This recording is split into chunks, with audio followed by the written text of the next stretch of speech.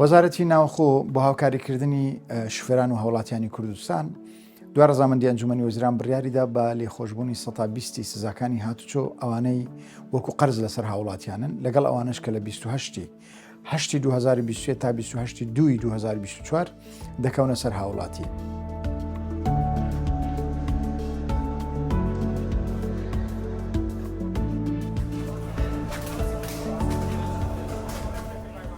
ئۆفەرێکی ئارەزوومەندانەیە هاوڵاتی ناچار نییە بڕوە سزاکانی سەرخۆی پاکتاو بکە.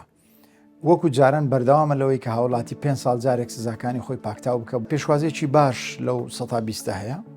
ئەگەر سەردانی بەڕێوەبەرایەتەکانی هاتوچۆ بکەی دەبینی ئەو هاوڵاتیانی ڕۆژانە مامەڵەی خۆیان دەکەن. پێشوازێکی باشیان لەو بابەتە کردووە.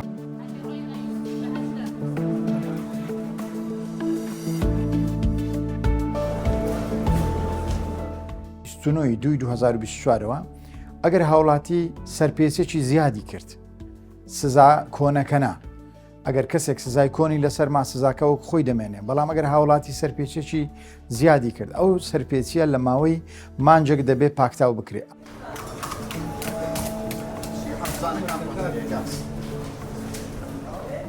ئامانجەکە ئەوەیە کە هاوڵاتی مانجی دووەم ئەو سزایە دووبارە نەکاتەوە بۆ ئەوەی زیان بە دارایی خۆی نەگەێنێ بۆ ئەوەی ڕەچاوی ڕێنمایی و یاساکانی هاتوچۆ بکە سەرپێچی نەکات چونکە هەر کەسێک سەرپێچی بکە ئەگەر لە بەرامبەر سەرپێچەکە سزا نەدرێ کەواتە سزاکەی سەرپێچەکە هیچ قیمەتێکی نامێنێ.